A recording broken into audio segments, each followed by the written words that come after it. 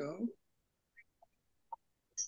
So we are in paper 9 of Urantia book, Relation of the Infinite Spirit of the Universe. To the universe. To the universe. So who would like to begin to read? I'll go. A strange thing occurred when, in the presence of Paradise, the Universal Father and the Eternal Son unite to personalize themselves. Wow.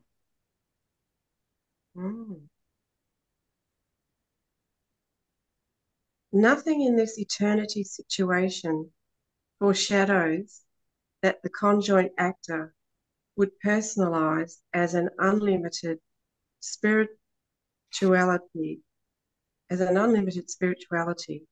coordinated with absolute mind and endowed with unique prerogatives of energy manipulation.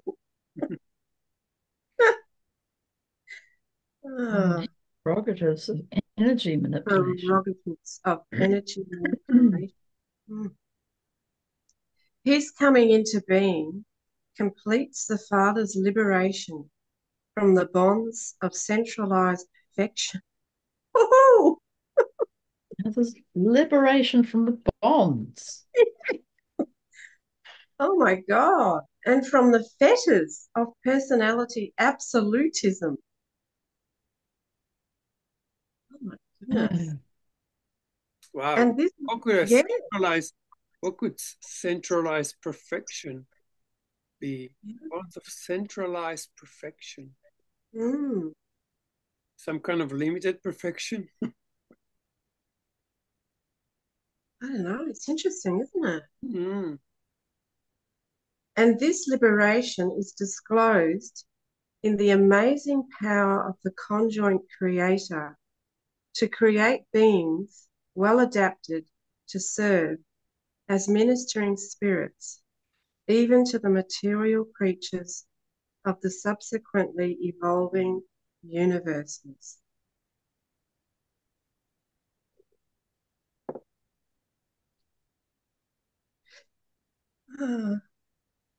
The Father is infinite in love and volition, in spiritual thought and purpose. He is the universal upholder. The Son is infinite in wisdom and truth, in spiritual expression and interpretation. He is the universal revealer. Paradise is infinite in potential for force endowment and in capacity for energy dominance. It is the universal stabilizer. The conjoint actor possesses unique prerogatives of synthesis, infinite capacity to coordinate all existing universe energies, all actual universe spirits, and all real universe intellects. The third source and centre is the universal unifier of the manifold energies and diverse creations which have appeared in consequence of the divine plan and the eternal purpose of the universal Father.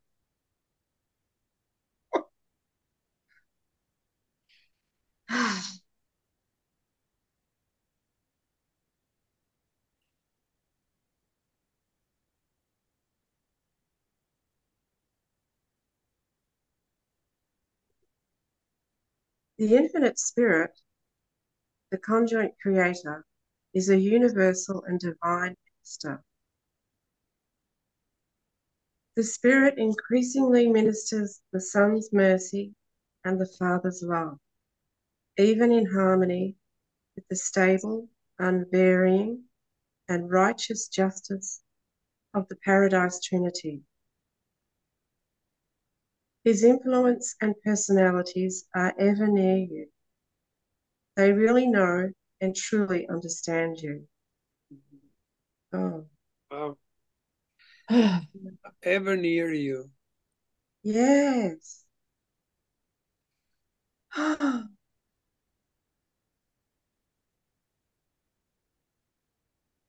Throughout the universes, the agencies of the conjoint actor ceaselessly manipulate the forces and energies of all space. Like the first source and center, the third is responsive to both the spiritual and the material. The conjoint actor is the revelation of the unity of God, in whom all things consist, things, meanings, and values, energies, minds, and spirits. The infinite spirit pervades all space. He indwells the circle of eternity and the spirit. And the spirit, like the Father and the Son, is perfect and changeless, absolute.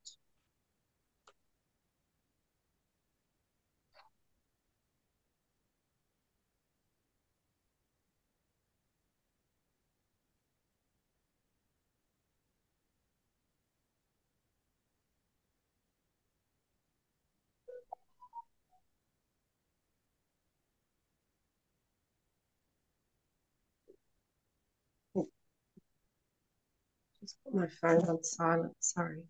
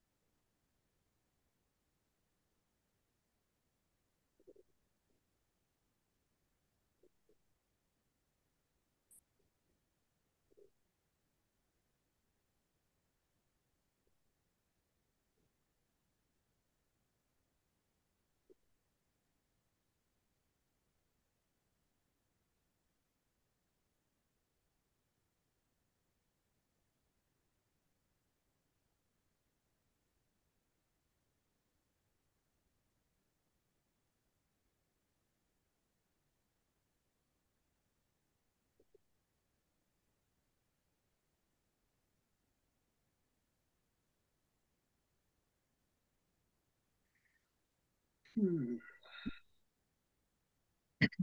Mm. Should we dive into the attributes? Would someone else like to read? I'm happy to keep going with someone else. Do you like to read, Alison? No? Okay. Carl? All right. Okay. Attributes of the third source and center. Third source and center is known by many names, all designative, designative of relationship and in recognition of function. As God the Spirit, He is the personality, coordinate, and divine equal of God the Son and God the Father. As the infinite Spirit, He is an omnipresent spiritual influence. As the universal manipulator, He is the ancestor of the power controls creatures and the activator of cosmic forces of space. Gosh. Yeah.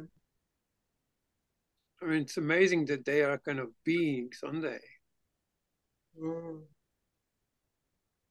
As the conjoined actor, he is the joint representative and partnership executive of the Father Son. As an absolute mind, he is the source of endowment of intellect throughout the universe. Wow, that's amazing. As an absolute mind, just feel into that, huh? An absolute Mhm. mind. Mm. He is the source of endowment of intellect throughout the universe. As a God of action, he is the apparent ancestor of motion, change, and relationship. Whew.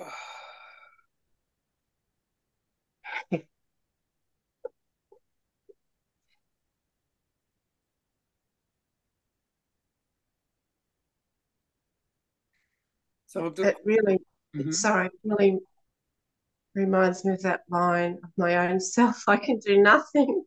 Like, hello, it's all this going on. What do I think that I can do? You know? Like,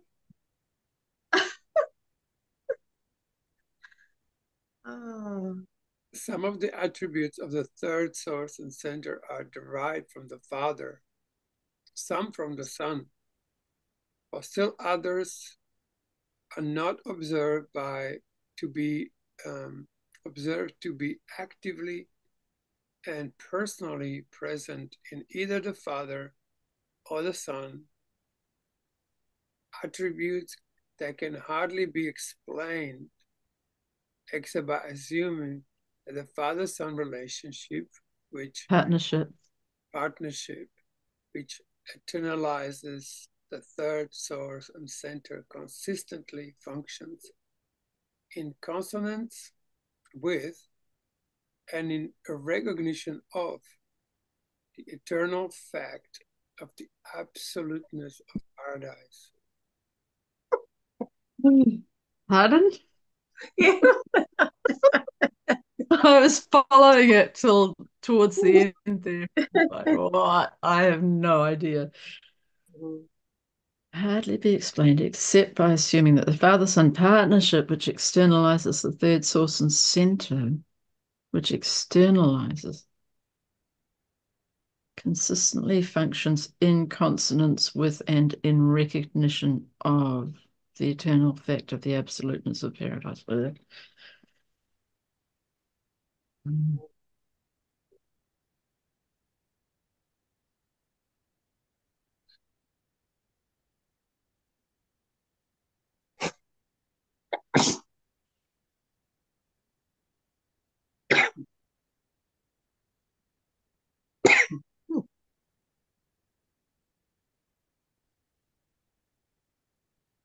Just give me 1 second, guys. Mhm.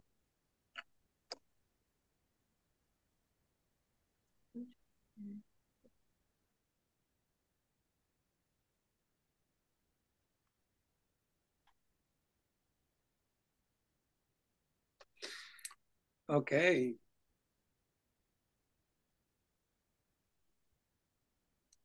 While you envisage the Father, Yeah, we didn't get quite to the end, Cole, of the last one. There's one more sentence. conjoined creator embodies the fullness of the combined and infinite concepts of the first and second person of deity.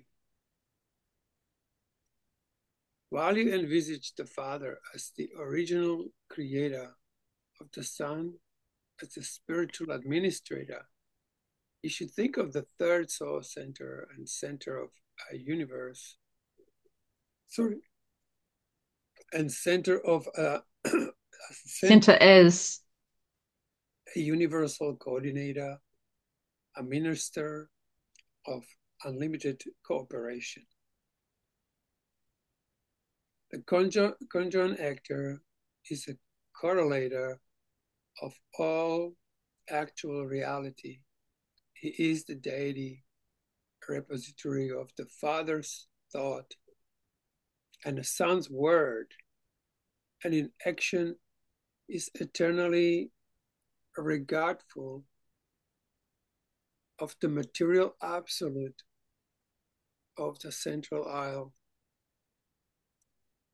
The Paradise Trinity has ordained the universal order of progress and a providence of God in the domain of the God is the domain of the conjoined creator and the evolving supreme being.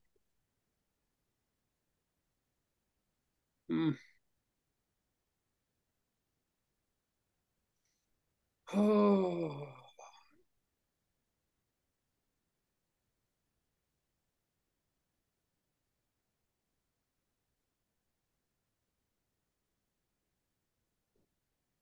No actual or actualizing reality can escape eventual relationship with the third source and center.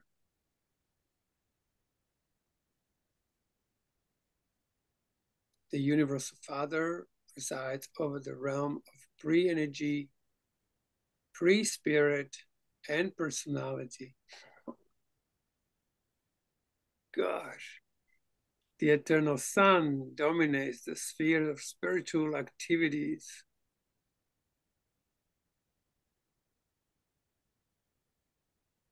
So it's so hard to read.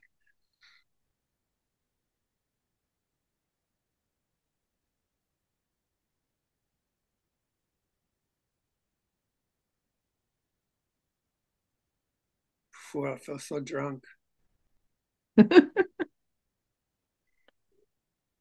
Completely drunk. When I hear, I don't know what it is about the supreme being. Like when I hear that, it's just something happens.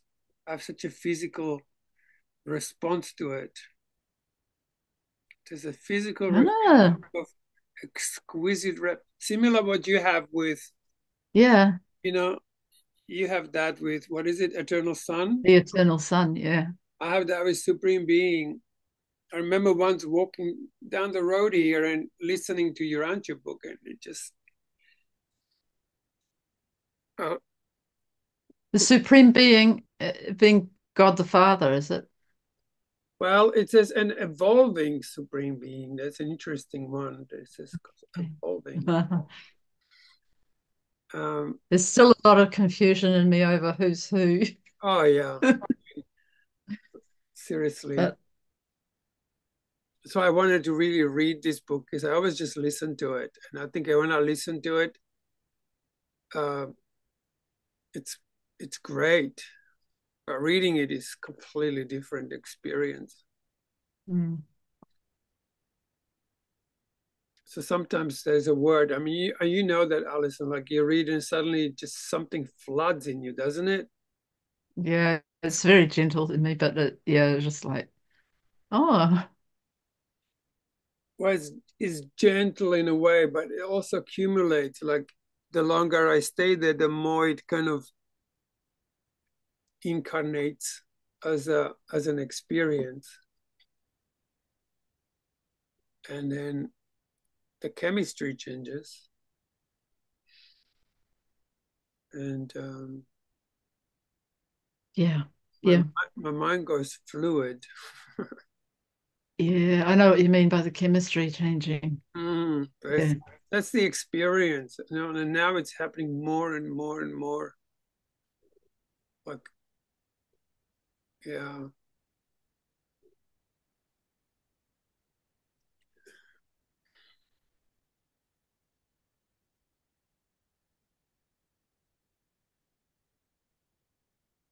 Just like A Course of Love teaches that you learn from unity. You do anything to drop into unity. And when you're finally there, the experience of being in unity is what teaches, is not the book that teaches. Yeah.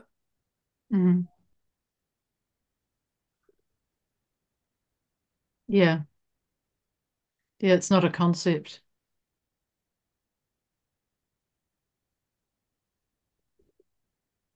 Yeah.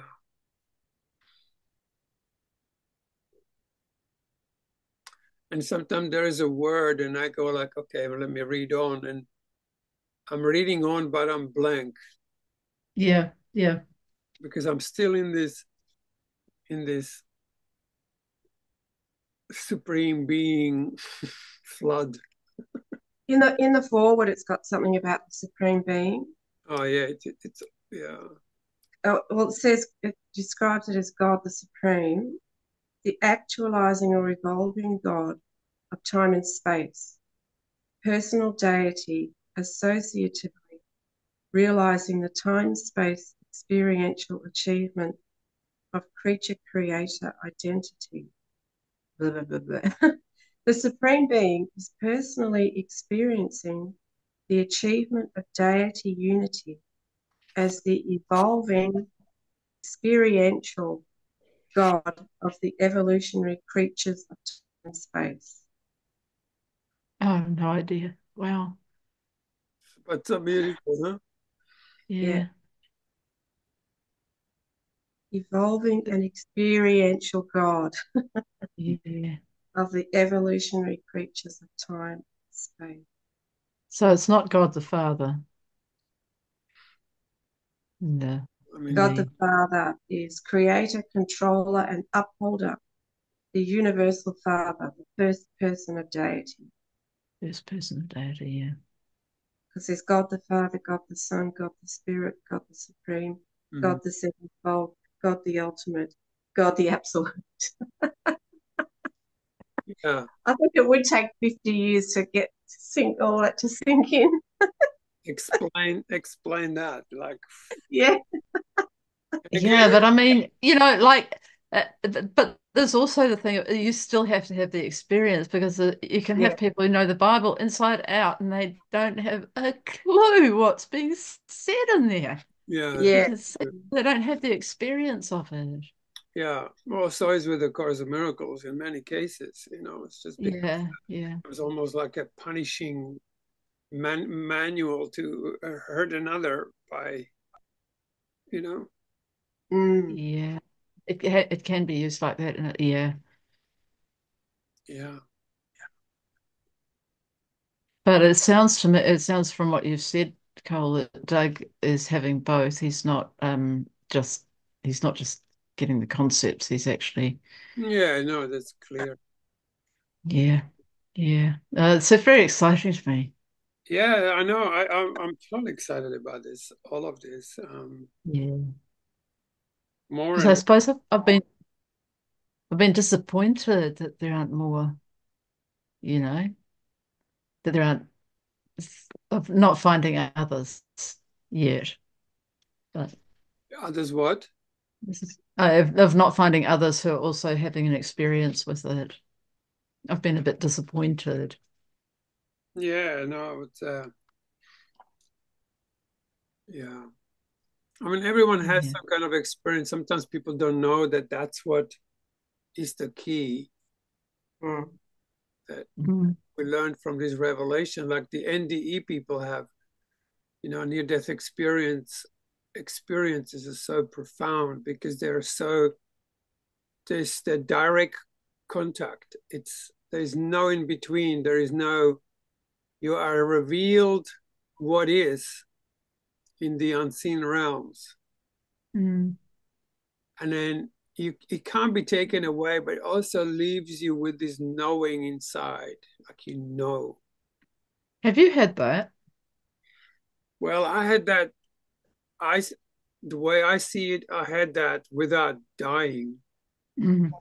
With the resurrection experience, or Yeah, I had it with a kind of in a different way that I call the near life experience because the aliveness that begins to happen on a cellular level of the whole body reverberates something you can't make that.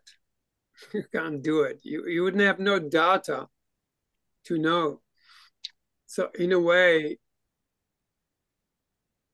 to be fully conscious in that experience, it's almost like you are revealed heaven same as the NDE people experience. But you're fully conscious, and also it took 40 days. It wasn't just like a moment when they tell you need to go back. There was no going back to anything. Mm.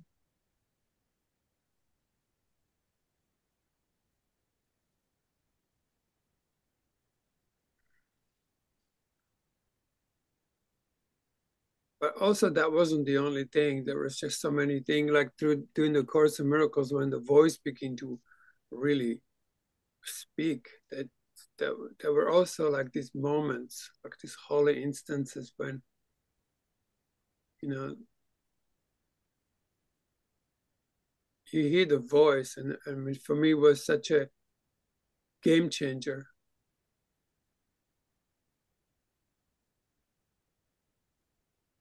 Hear the voice. What voice? Well, I heard this. It was a long time ago. It was somewhere 95 or something, or 90. No, maybe even earlier.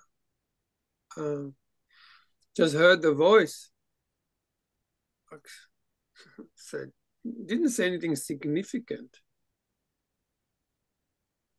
But when I heard that voice, I said, this is all I want to follow. Like it was so, like I was 3 days in some elevated state. Yeah. And then you really drop everything.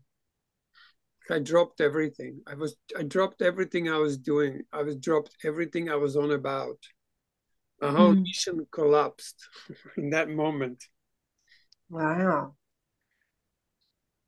And then it spoke a few times. So like, actually I was going to the academy for the 3rd time in Wisconsin, and the voice just said, you don't need to go. But again, it wasn't like, you don't need to go, and okay, it was like, when I heard that voice, I just went, holy shit. Again, like for 3 days, I was in this state of elevation, And I'm just saying it because it was so, just like this, so overwhelmingly beautiful. And I felt so blessed that something other than some books or some spiritual teachers spoke, that it was just from within. It was so epic. It was so epic that I could only think of, this must be the voice of Jesus.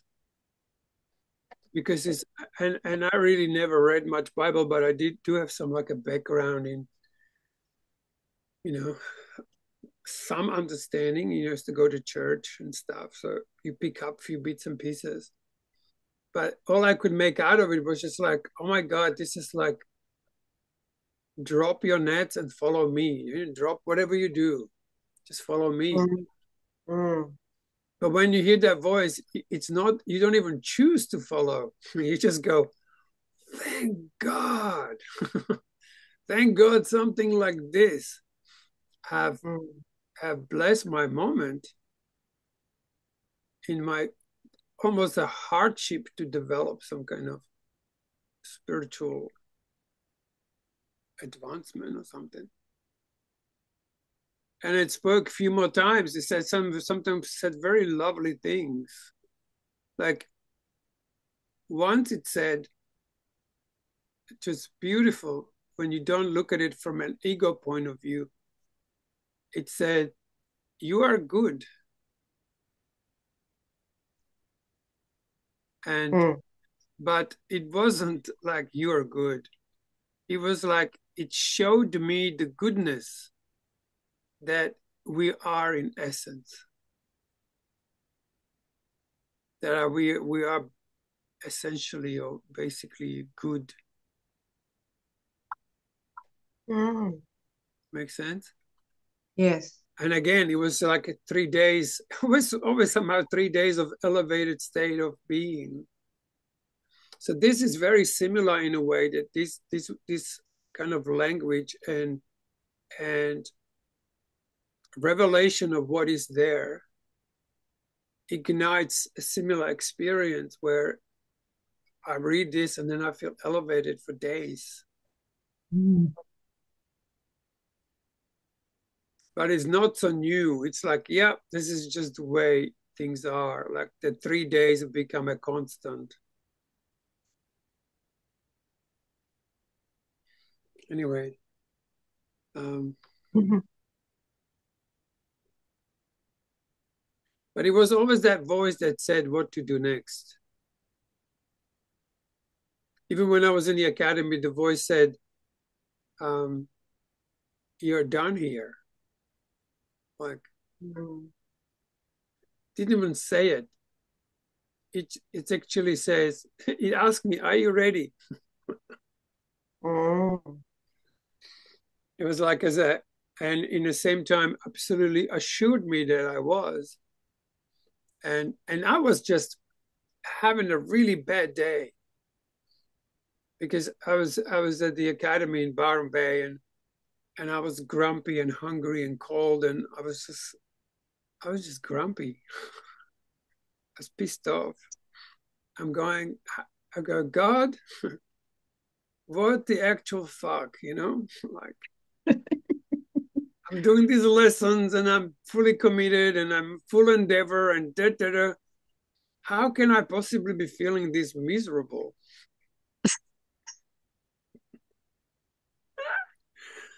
And then the voice spoke, you know, like I went into my room and I sat down, and suddenly the voice was there again and she said, are you ready? I was like, fuck. And it was interesting because it still kind of required this yes of mine. It's like, are you ready? I assure you, you are. And you have to make this choice. And I said, absolutely. There's no doubt in my mind. And then again, it was just like this NDE, like suddenly everything opened up and I saw the kingdom. He basically didn't say anything, but it's like, look, God, you know, here it is. And in that, again, it was just a profound experience. And in that experience, I knew exactly what to do next. Like I had to leave the academy. I left the next morning.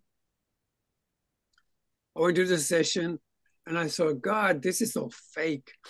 It's just like, this is so incomparable to that experience.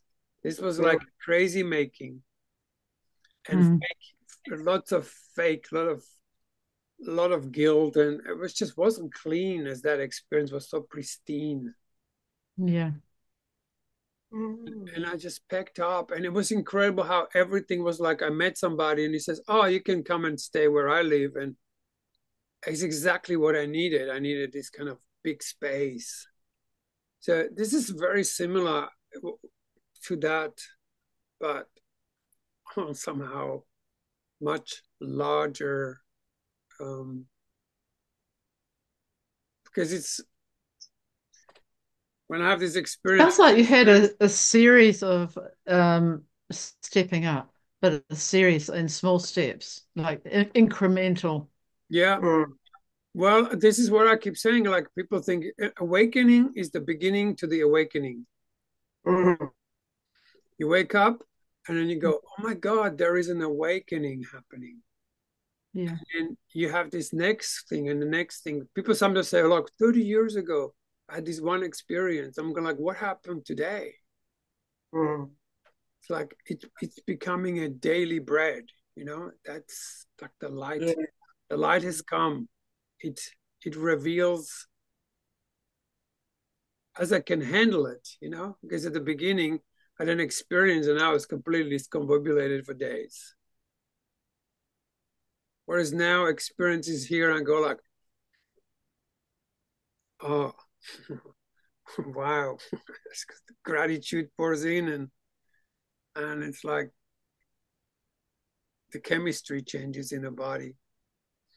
And you see without these eyes, you know, you're like, just like the other day, Kim, you said, like, I have to close my eyes to see her truly. Mm. And you begin It to. was beautiful to watch. Did you watch it?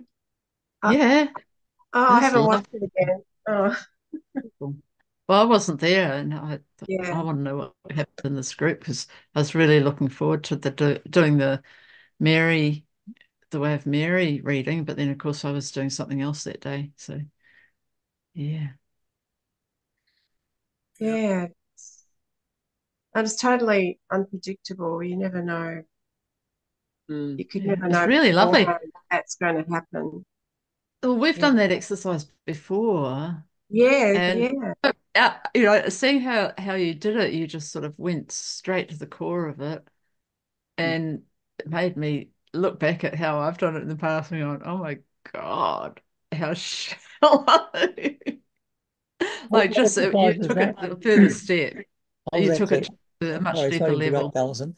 I was sort of got called away on a phone call. What was it? What exercise is that you're talking about? Oh, on Saturday's group, when Kim, what was that I'm woman's name? I can't remember. Sharon. Sharon. Sharon. Sharon. Yeah, where Sharon. Kim did that exercise with Sharon. Oh, okay. Yeah. Yeah. But as I Mm. said to Cole later, like we've done it so many times. You know, Mm-hmm. we've had a lot of practice. So I don't know, I don't know, I didn't think at all about it. There was no Yeah, thinking. Just sort of yeah. unfolded. Mm-hmm. Like I don't even know why I chose that person, you know. It just, Yeah.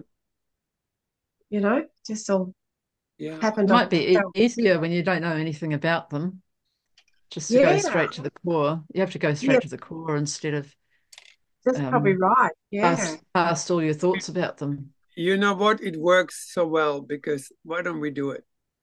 Yeah. Why don't Yeah, why not?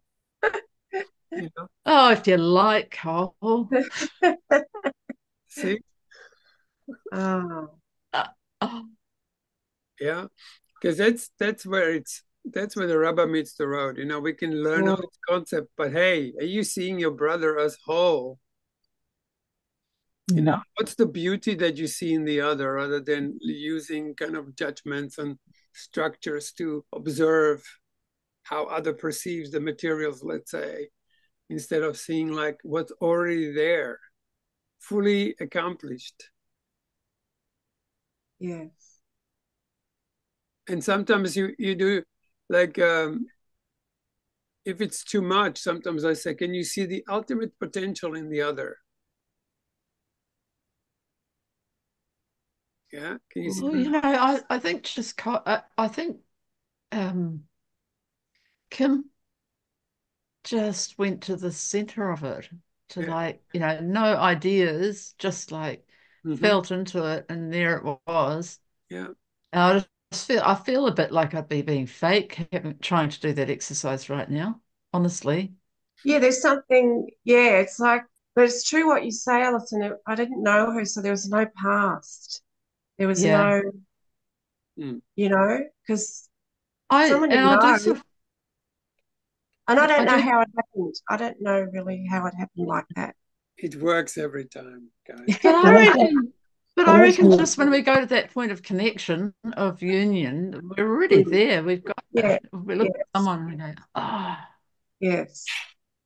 well, it came to me just when Cole was talking about let's do the exercise. I thought, well, straight away, I thought, oh, not this fucking shit again. But straight away, yeah, straight away, I looked at Kim. I thought, oh, yeah, Kim's really easy because I can really see the light in Kim these days. She's really changed, yeah, and Alison, the same with you. You've really changed as well. So it was like it was automatic for me, just even before we even did anything, that I could see both you right. and Kim. I thought, oh, I got that Wow. one solved. You know? Oh, I don't see anything different. I don't see any different though when I like in the mirror. I don't see any It's what Jesus says, you know, like we need our brother, we need that reflection. And when you look at Yes. Sharon, you basically look at it, you look at her differently, unexpectedly differently. Yeah. Yeah. And it was so beautiful because I have to close my eyes. And then I said something about, it does not require any effort. Mm. And that's a And it did, very and it important thing didn't. where you don't try to see the light in the other. No. You step back and you allow that part of you that can see the light. Yeah, which is what happens when you just close your eyes and wait a moment. And Yes. then that part of you has to ignite in order to be able to see it. So then because I wasn't. the person sees your authenticity, because you go authentic to your inner, like you looked at her through the heart. Yeah. Yeah, well, that's what the exercise was, wasn't it? Seeing from the heart. Yes. But the weird part about it all for me is I said, I see you, and I guess something in me saw her, but I can't say what that was. Like, it's not like, it's just, I don't know what I saw, actually. Like, if I go to the mind, I don't know what I saw. But the heart saw. Yes, that's it. And I saw, and I immediately, see, this is the thing, this is what Kevin is trying to see as well. When you go into that place of realness in you, when you go into that thought adjuster, they call it in here, or the Holy Spirit, or the, whatever you want to call it, some of the essence of your being, your heart. Yes. For me, I see three different things also. It's like mind has we have thoughts and we have pure thoughts. So there is a heart of the mind. Just get this concept. Imagine your mind, same as we have like false thoughts or the thoughts that are not real, and then we have thoughts that are real. Somewhere there is a heart in the mind, which is the upper. It's like you're either ego or you're in the pure presence. Heart space has a completely different essence of it when it's in a core, like heart of the heart. But there's a third one, and there is a will, and will also has a heart. And when we manage in some way connect to these hearts within, which these texts are so helpful to, we read Course of Love and really opens the heart in a way we did not expect it to be, because we have images of heart. Yeah. Oh, it's all love, it's all heart, but really when the heart truly opens, it's so incomparable to anything. You just go, what just happened? What just happened? Wow. Yeah, and it wasn't even like I was particularly feeling anything either. Like it was. Yes. Like somehow I wasn't even there, Yes. as the person. Yeah, I can't. Yeah. You will not be able to make it like any revelation. It's a momentary opening to truth. Yes. See your brother or sister for who she truly is in their essence. Yeah. You can only see it by your own essence, and in that you recognize your own essence. You become aware of it.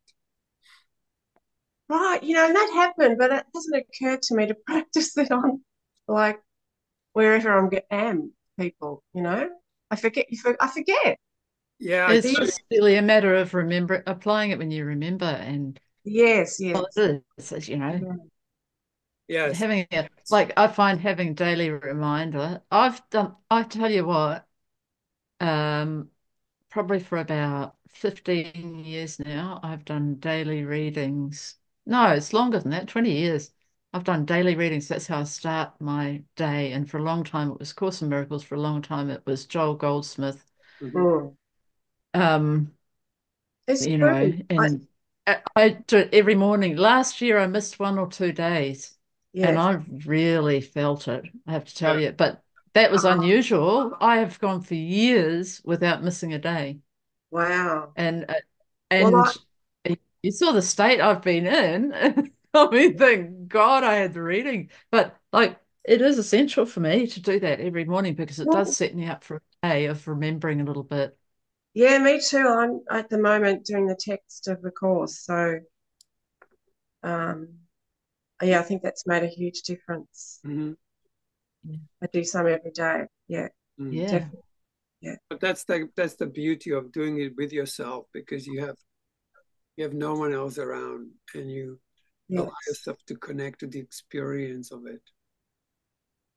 But it's Yeah. also like really important for me that I can come to a group, maybe, it's really nice doing 3 times a week for me. It's about the right amount, I think.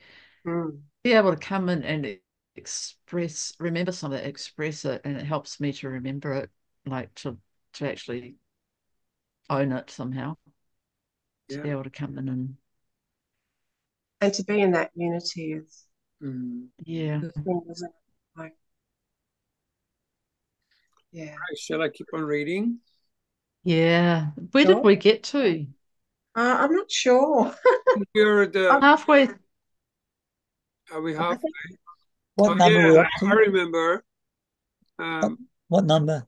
Oh, hang on a second. I think Nine. you're halfway through the second paragraph, and There I was think it's a sentence no, about the Supreme Being is in the second sentence, but now I So lost. what's the number that we're starting off the paragraph? What number is it? well, Nine. let's see. Second, we've done Cole? the third paragraph. I think we're somewhere in the fourth paragraph. Mine aren't numbered. No, Cole, what's the number you got there? Well, that's what happened. My page moved.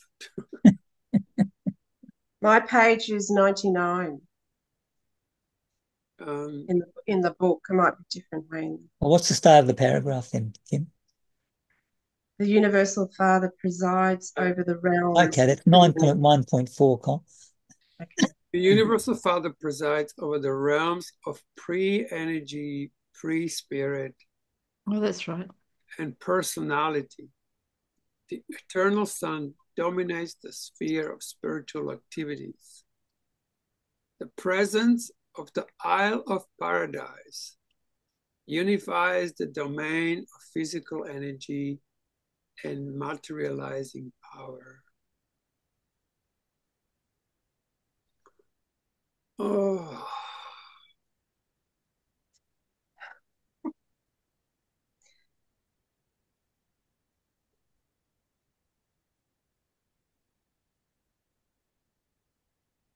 I made up a word. You probably heard me say it before.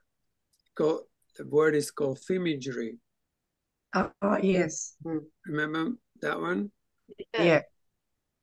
The imagery, it's like we have imagery, that when we use the mind, but we have imagery when we use feelings. They are images of feelings. And what happens when I read this, I get this imagery activated that I see feelings as images, but they're not seen through the eyes, if that makes any sense. Something moves inside, huh? And it usually moves quite low in me. It's not in the upper spheres. And then it's very hard to read because it makes everything more fluid rather than sequential. Would you like someone else to read, Cole? Yeah. Although I'm enjoying it because it stimulates this sensation within. That's the imagery sensation. Right. Let me just finish this part, right?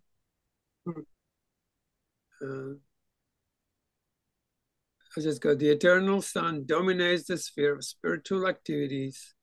The presence of the Isle of Paradise unifies the domain of physical energy and materializing power. The conjoined actor operates not only as an infinite spirit representing the Son, but also as a universal manipulator of the forces and energies of paradise, thus bringing into existence the universal and absolute mind. Bringing into existence.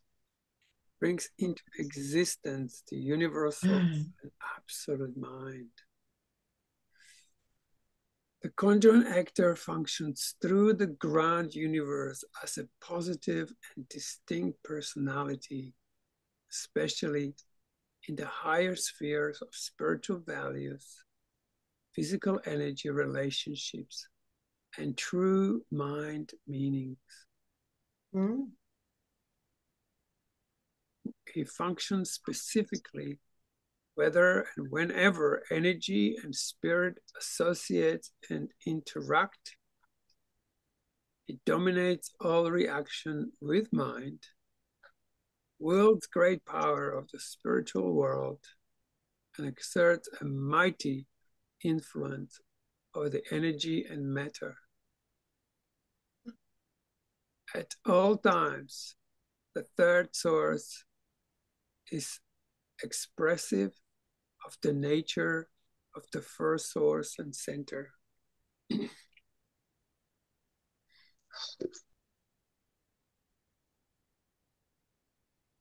Did Doug say anything about the meaning of what they mean by personality in the Urantia book? We didn't go there. We actually were chatting a lot. Yes. We're chatting a lot today. Yeah, why not? Yeah.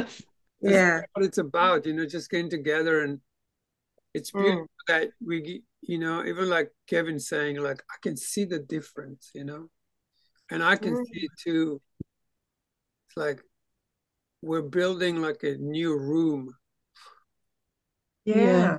Because it's in the room. You know how many times we just get together and it's just like, oh, because there is so much safety here, and very little arguments.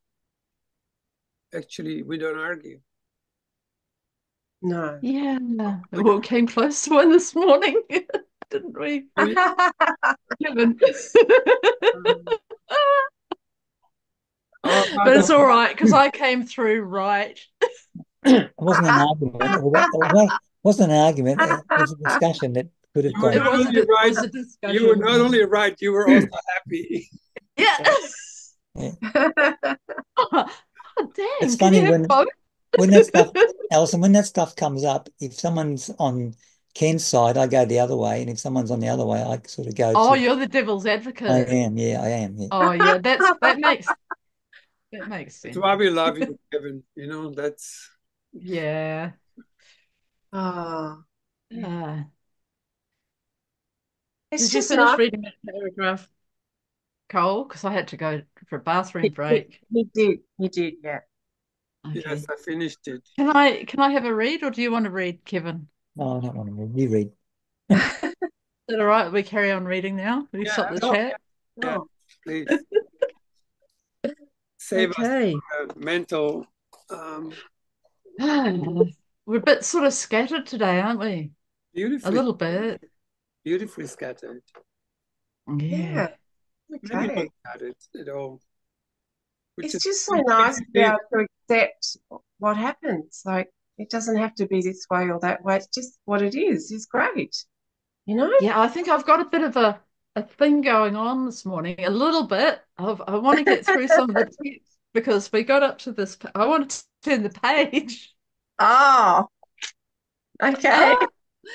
So we've got progress. I mean, what an idea. Yeah. But now I understand why you want to read.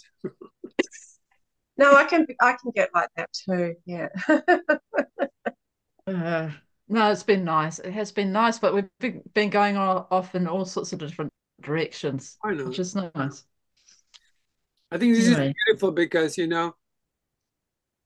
we are all coming from our background. We saw we are pretty much really well read in the Course of Miracles and the Course of Love, and we're not newbies in a way of experience. That's right. This is almost like a creme de la creme, like something being put on top of all that experience already, right. Enhancing it, isn't it? Yeah, we're breaking new ground as we go because it's new. Well, isn't it? How we relate. Well, it's new for me. And if you ask me, if anybody asks me what we read today, I'd say, yeah.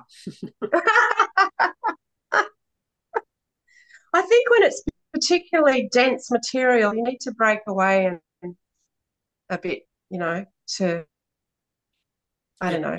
Go into our heads and we read about God, the different attributes. That's about it that I can tell you. all right, let's go for it. Okay, the third source and center, perfectly and without qualification, shares the omnipresence of the first source and center, sometimes being called the omnipresent spirit. Mm-hmm. In a peculiar and very personal manner, the God of mind shares the omniscience of the universal Father and his eternal Son. The knowledge of the knowledge of the Spirit is profound and complete. The conjoint creator manifests certain phases of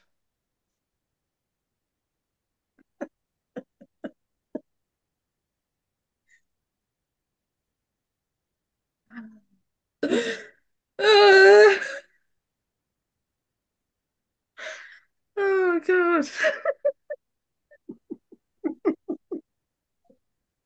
Uh-oh.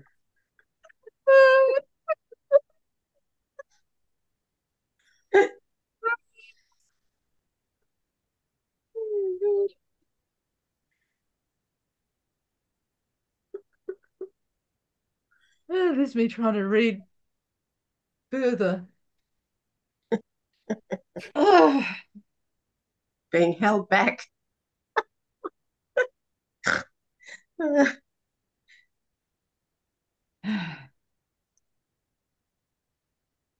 Which word took you? Oh, what do you think? Well, actually, it was, it was the eternal Son, and then when he got to, I don't know, maybe the omnipotence of the universal Father, but I don't know. The eternal Son. The knowledge of the Spirit is profound and complete. The conjoint creator manifests certain phases of the omnipotence of the universal Father, but is actually omnipotent only in the domain of mind.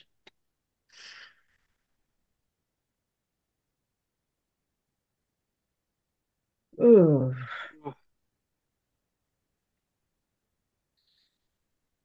The third person of deity is the intellectual center. And the universal administrator of the mind realms. Herein he is absolute. His sovereignty is unqualified.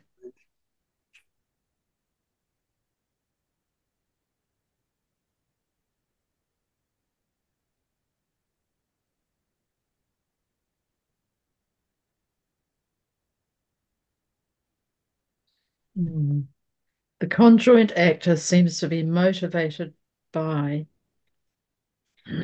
the father-son partnership, but all his actions appear to recognize the father paradise relationship.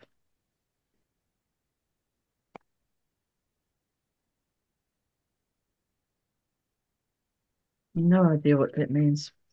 At times and in certain functions, he seems to compensate for the incompleteness of the development of the experiential deities. God the Supreme and God the Ultimate. Mm. Mm, Mm.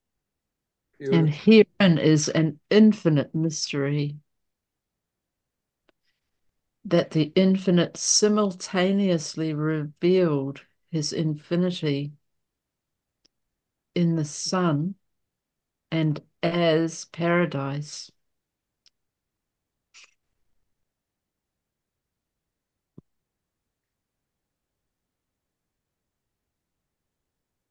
And then there springs into existence a being equal to God in divinity, reflective of the Son's spiritual nature and capable of activating the paradise pattern, Mm, a being provisionally subordinate in sovereignty, but in many ways apparently the most versatile in action. And such apparent superiority in action is disclosed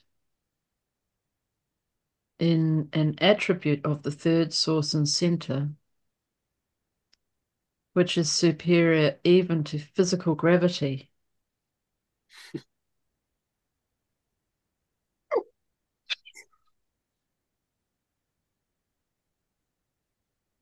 The universal manifestation of the Isle of Paradise. mm. Wow. In addition to the super control of energy and things physical, the infinite spirit is superbly endowed with those attributes of patience, mercy, and love, which are so exquisitely revealed in his spiritual ministry. The Spirit is supremely competent to minister love and to overshadow justice with mercy. God, the Spirit, possesses all the supernal kindness and merciful affection Mm, of the original and eternal Son.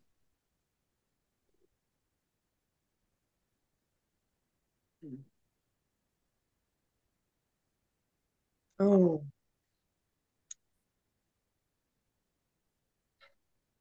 The universe of your origin is being forged out between the anvil of justice and the hammer of suffering. mm.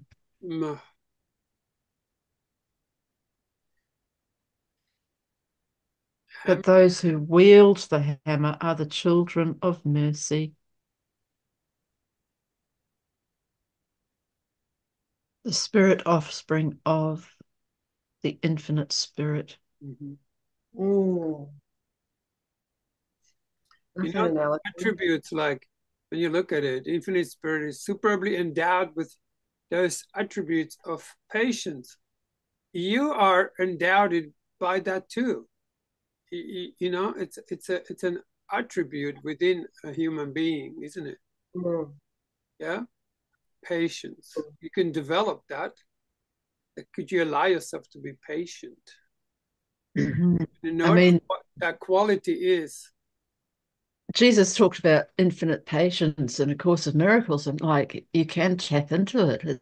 Yeah, And it is infinite, and it is, and he says it's a infinite thing. patience brings immediate results, and it does. And I remember saying to Teddy, you know, that the results, the immediate results infinite patience brings is itself is Yeah, infinite patience. It's just like, we have yeah. all these qualities within ourselves, but they just we often think, oh well, someone else has it, or the masters have it, but you have it too. Like if you could you allow yourself to be to enter into full patience,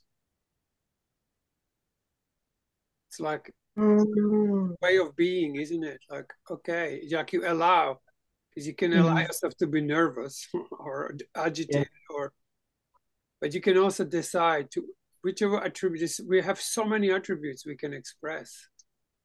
They're pre-programmed within us. But I don't really develop by giving. If you don't give patience, you don't have it. right. If you don't give mercy to your creations, if you don't give love, you don't have it. You deprive you. So to be able to fully, the other day was something about celebrating, celebration, and But this is I'll just allow myself to just feel it without celebrating something, just turning on the celebration within.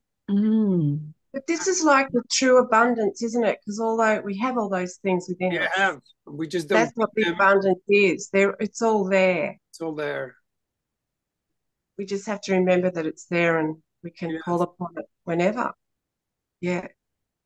It's this forgetting thing that gives me the shits. This constant forgetting, Need a reminder. Well, you know what I've noticed in here, in the Urantia here, when you talk about forgetting, Kim, is how they have talked repeatedly and repeatedly and repeatedly about the Father, Son, and the conjoint spirit, and the Father being love, the Son being mercy, and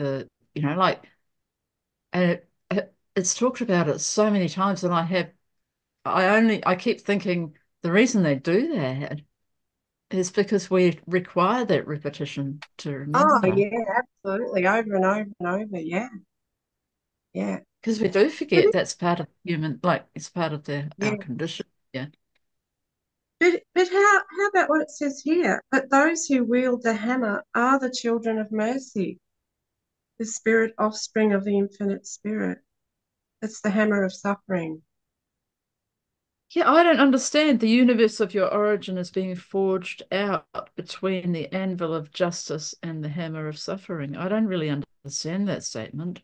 Does anyone else? Oh, I just love the picture of it, though. I went through this thing about anvils years ago. I don't know what it was. I've got a drawing somewhere of this great big anvil. I don't know, and this, hammering the metal, and like it's true. Like this is what it's like on Earth, isn't it? Where I don't know. I think it's really lovely. Beautiful. We have to have that suffering. It's like it's part of it. Suffering shapes the. Well, I don't get it. I don't get it. It's too hard. But I did sort of have an uplifting with those who wield the hammer are the children of mercy. Yeah. Well, I imagine like if we didn't suffer, we wouldn't even bother to look for God at all, would we? Well, that's true. That's true. Without any suffering, we'd be we'd just be just carry on being the ass.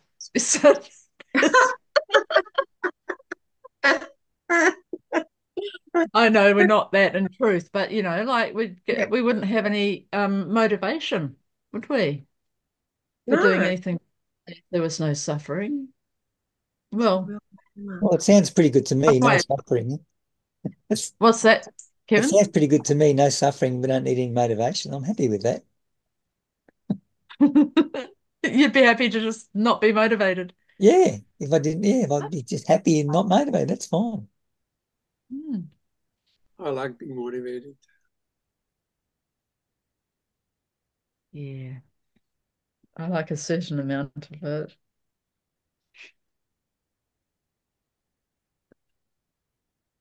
Ooh.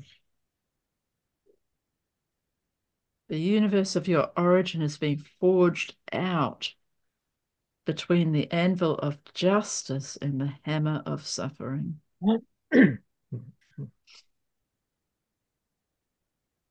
I know I don't tend to make a change in my life until the suffering gets so great I can't bear it anymore and I've got to do something, Yeah, yeah. And at some point the reward, like when the experience is good enough, though, that's enough of a motivation. Yes.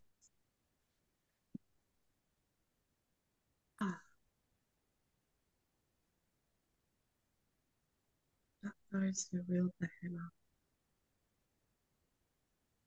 So I suddenly see, okay, all those partners, ex-partners that I've had that made me so-called made me suffer. They've just been the children of mercy with his hammer, you know, basically. Well, I just sort of look at what's going on in the world and those places where I see great suffering being imposed on people. And I think, well, maybe, maybe I've just been looking at it all wrong. Yeah, it's perception, isn't it? Yeah. Because, and I've heard people say this before, it's the motivation for change, for an internal, Yeah, we've got to do something differently. It is a motivation. it's true. Yeah. Well, I've got a good selection of hammers out in the garage. I might just bring them along next time I meet in person. Well, I've got actually a little bump on my thumb from one of my thumbs from when I wielded a hammer and missed the nail and squished the end of my thumb sideways.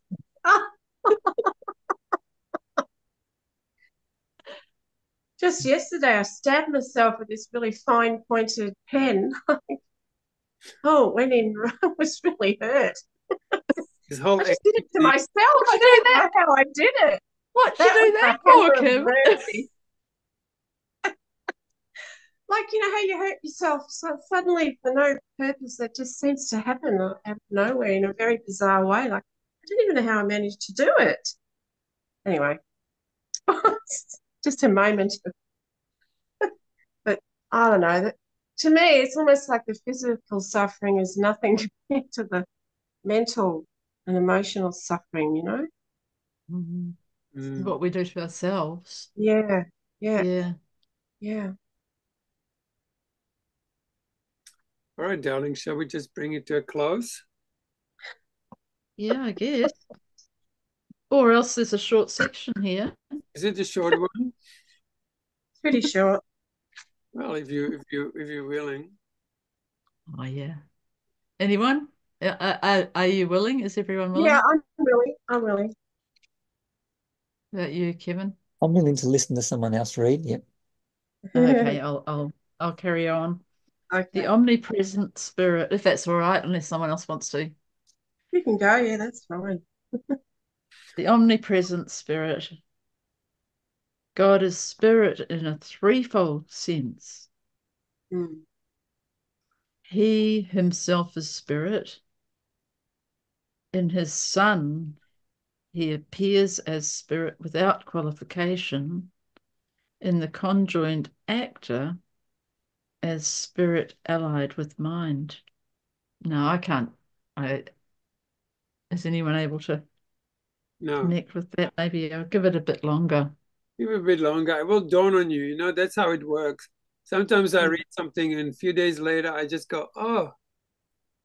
So don't feel like you need to have an answer to every sentence it says, because it's speaking of realities that even those that are giving this message often say, we don't know what's after that. Yeah. I find it interesting that all those spirit, the word spirit came up 4 times there, and it's all in small letters. God knows. And in addition to these spiritual realities, we think we discern levels of experiential spirit phenomena, the spirits of the Supreme Being, ultimate deity, and deity absolute. The infinite spirit is just as much a complement of the eternal Son.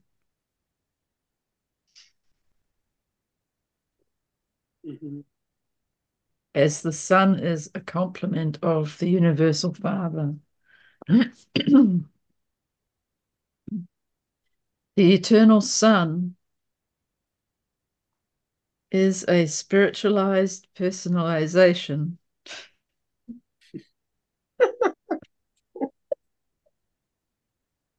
of the Father. The eternal Son is a spiritualized personalization of the Father.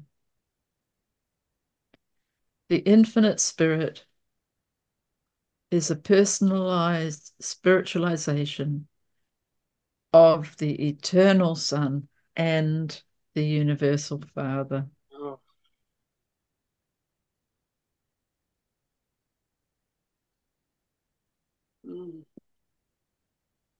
There are many untrammeled lines of spiritual force and sources of super material power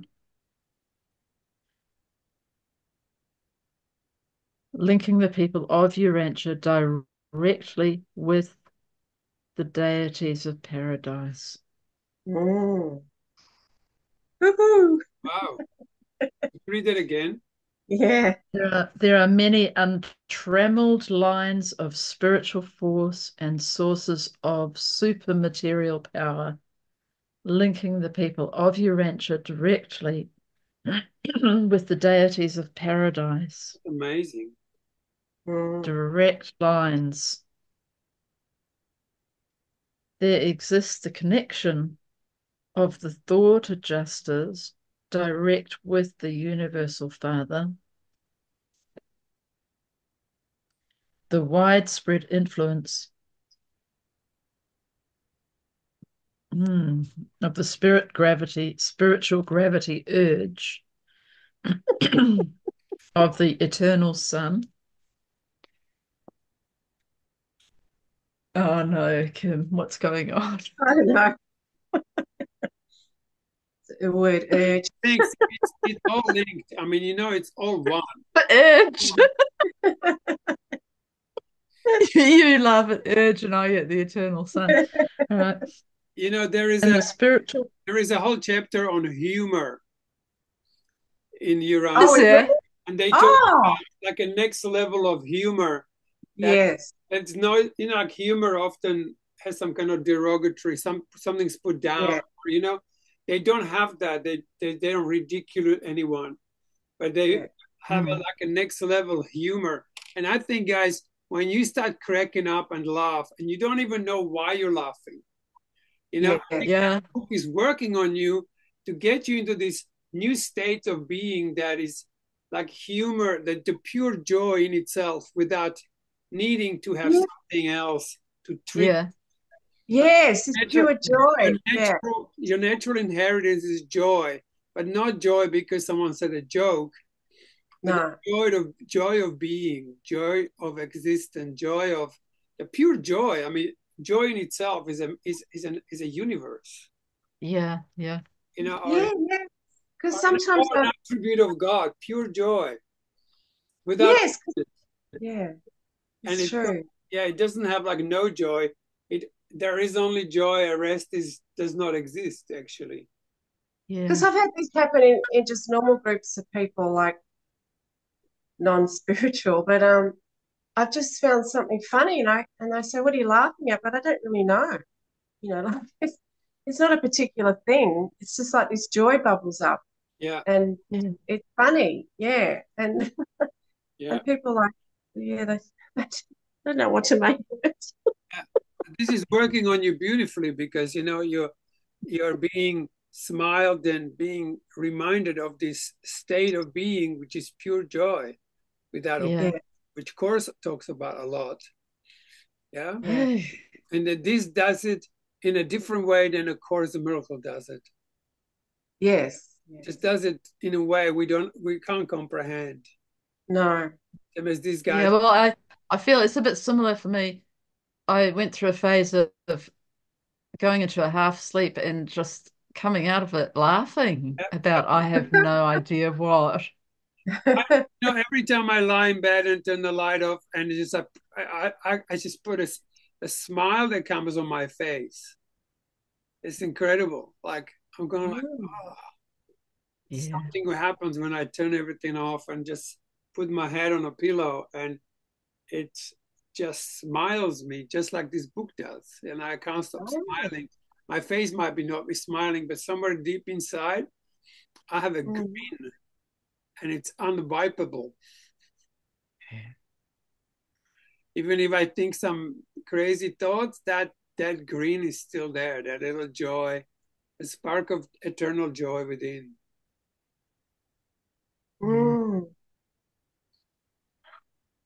I'll carry on. The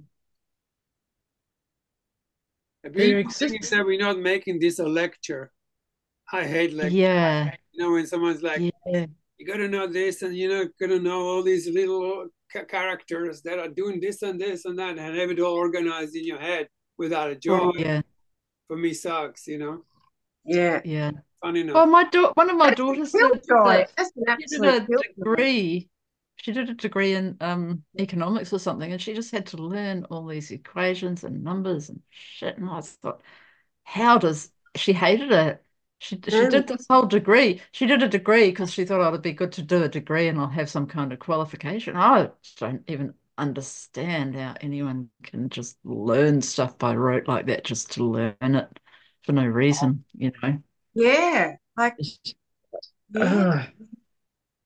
It's Oh, supposed to come with sounds like experience. Anyway, torture. Yeah.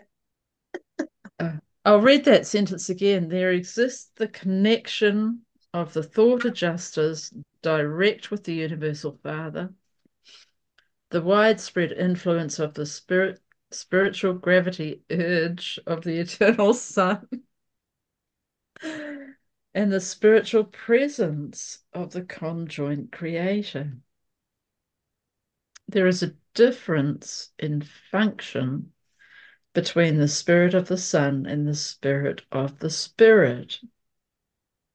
The third person in his spiritual ministry may function as mind plus spirit or as spirit alone. Well, in addition to these paradise presences, Urantians benefit by the spiritual influences and activities of the local and the super universe with their almost endless array of loving personalities who ever lead the true of purpose and the honest of heart upward and inward towards the ideals of divinity and the goal of supreme perfection. Mm. The Endless present, array of loving yeah, personalities. Oh, yeah. The presence of the universal spirit of the eternal Son. We know we can unmistakably recognize it. well, you obviously recognize it, Alison, as soon as you It's hear more, the word eternal son. the presence of the infinite spirit, the third person of deity, even mortal man may know. For material creatures can actually experience the beneficence of this divine influence, which functions as the Holy Spirit of local universe bestowal upon the races of mankind. Mm. Human beings can also, in some degree, become conscious of the adjuster, the impersonal presence of the Universal Father. These divine spirits, which work for man's uplifting and spiritualization, all act in unison and in perfect cooperation. They are as one in the spiritual operation of the plans of mortal ascension and perfection attainment. I think of the thought adjusters. I don't know what you guys think of the thought adjusters, but I think of them as when I'm thinking about something and then suddenly I get a different viewpoint of it. It just sort of comes. It's like a moment of revelation. Mm. It's like almost a bit like you, Kim, with doing that exercise, and then suddenly you saw, I can't remember her name differently, Sharon differently. Yeah. Anyway, that's how I see it. Yeah, I hadn't really thought about that. Mm.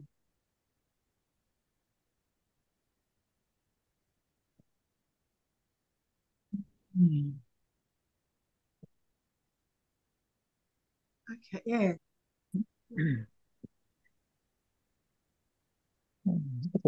Second paragraph, the next section. The infinite spirit possesses a unique and amazing power, anti-gravity. Anti-gravity. What's this? Oh, oh, oh. Where's everyone gone? Oh, maybe that's what the yogis use when they levitate. When they bounce, you know. Oh, And no, I was just thinking something like that. Oh,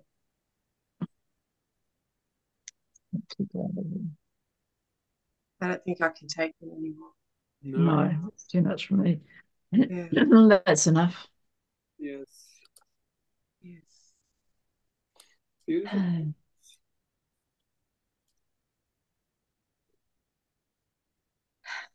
it says this power is not functionally observably present in either the Father or the Son. So it's like, well, it doesn't make any difference.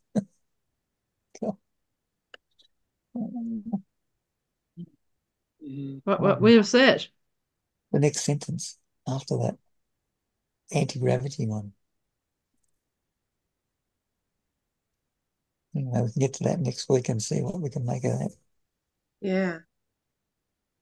Well, do you know what though? Like, I remember my mum telling me about this boy who was, only he was only a few years old, and he was with his grandfather or someone, and when a tree fell on him, on his grandfather, and this child picked up the tree off his grandfather and ran for help.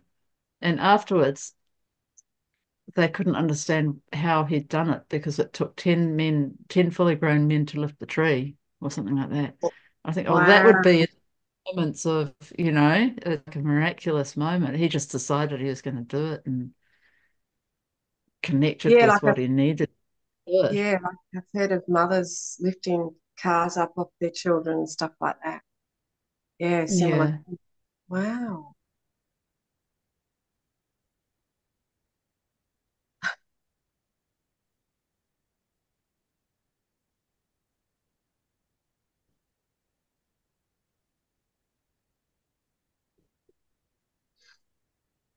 Wow.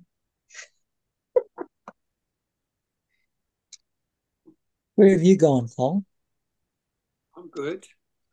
I think you went somewhere. Where have I you, went where to have you gone? somewhere in like, I have this thought coming through. It's like, be still and know I'm God. Like when we don't understand something, just going into Mm, stillness. Yeah. And it, I have a tendency to stop and sort of ask a question instead of just, yeah, let be that revealed in a due time. Could be now, could be later. It doesn't really matter. There's no pressure. yeah, that's that impatience in me. I have to connect with my infinite patience. Yeah. Yeah. And there's also beauty in the impatience because it's this drawing, it's this magnetic pull towards the paradise, you know? It's like, let's get on with it. Yeah, if it is yeah. that, but what I recognize, Cole, is that wasn't what it was for me. I was just like, I got into this human idea of I want to read some more because we're here, we've got to get through the whole book and I've got to read some more. So, yeah, motivate, like what motivates us is really important, isn't it? Yeah, it's beautiful. It's not even what we read, it's just the space that gets created here. Like Yeah. and feel the room. I love that. I love the room. And each of our group has different room.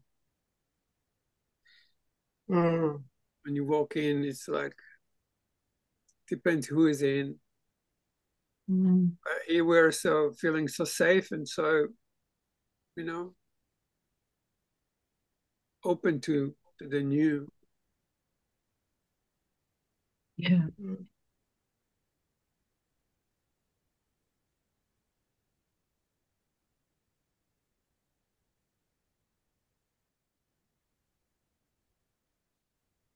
This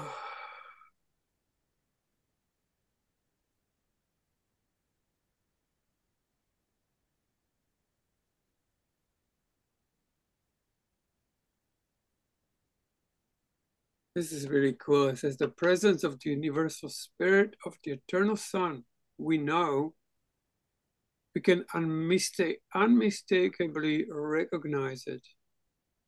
The presence of the infinite spirit, the third person of deity, even mortal man can know.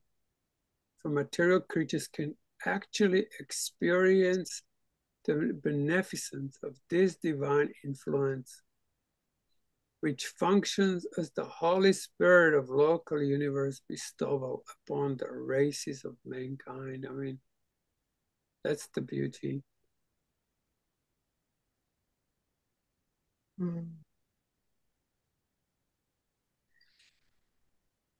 It's like so many times we read something like, and there's also part of it that goes like, oh, deep down, I know. Something's like, oh, I know this. Like when it comes to the Supreme Being, there is some kind of, one could say, well, that's impossible, but I have to really dislodge who I think I am in that moment and just allow that to be reflected through the will. But this is beautifully confirmed here. Even mortal man can know, they may know, material creatures can actually experience the beneficence of this divine influence, which functions as the Holy Spirit in a local universe bestowal upon the races of mankind. Human beings can also, in some degree, become conscious of the adjuster. See, for me, the word adjuster was so much more helpful, or thought adjuster was so much more helpful practically than Holy Spirit. Yeah, me too. But the Holy Spirit, it just felt to me like I was somewhere in a hospital and everything was sterile. Well, you have so many ideas about the Holy. Oh, I had so many ideas about the Holy Spirit and what it was, and like I had no idea actually, but it kind of gets in the way. But through this, when I heard a thought adjuster, I was like, oh, within is some corrector, which is the same, very similar to the Holy Spirit. Is a corrector of adjuster. I just find that so tangible and so practical, and so immediately functioning. Like I go, like, oh, I get this. Like it connected me to this adjuster. Yeah, yeah.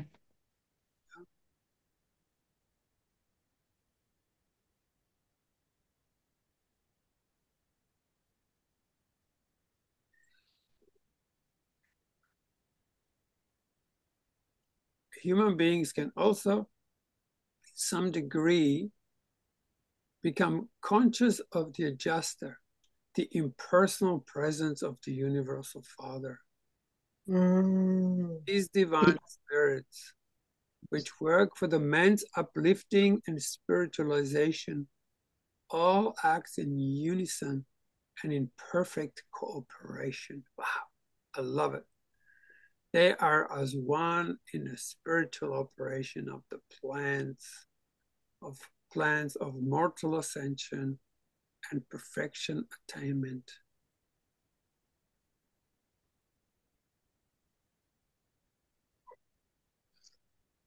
It's like daily bread, isn't it? Yeah. These words are just like blessings.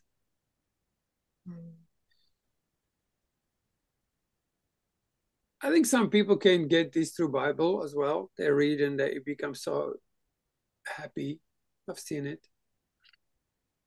Oh, I used to spend time with the Bible and be really uplifted and have revelation and all kinds of stuff with it. Yeah, when it becomes But there's so many opinions about the Bible, it can be a bit hard to kind of get, like you have to have your own experience with it. You can't rely on other people's teaching about it, really.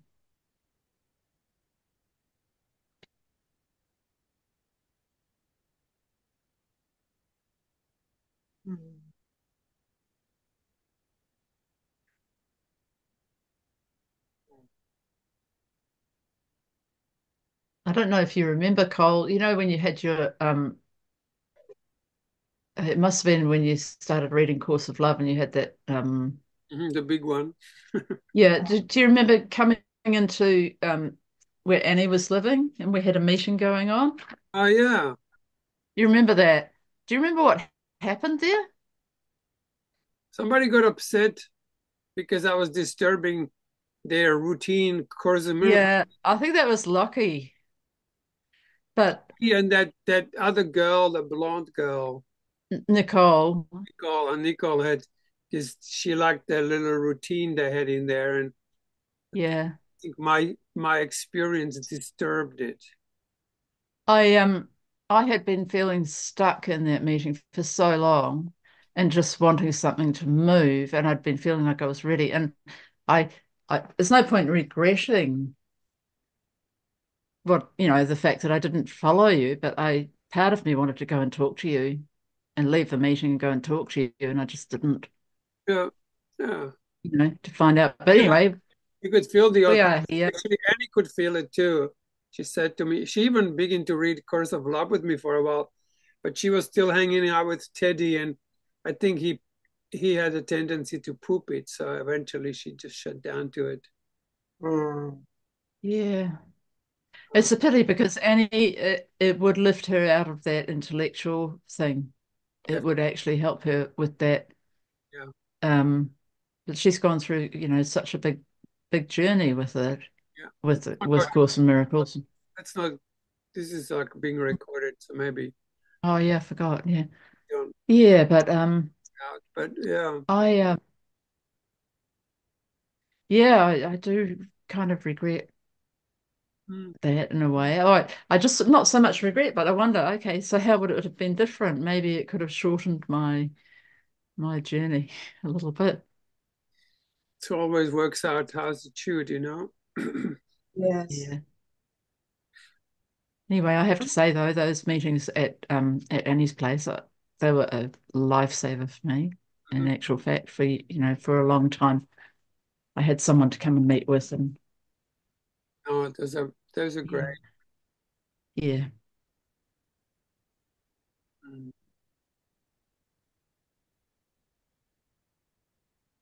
yeah.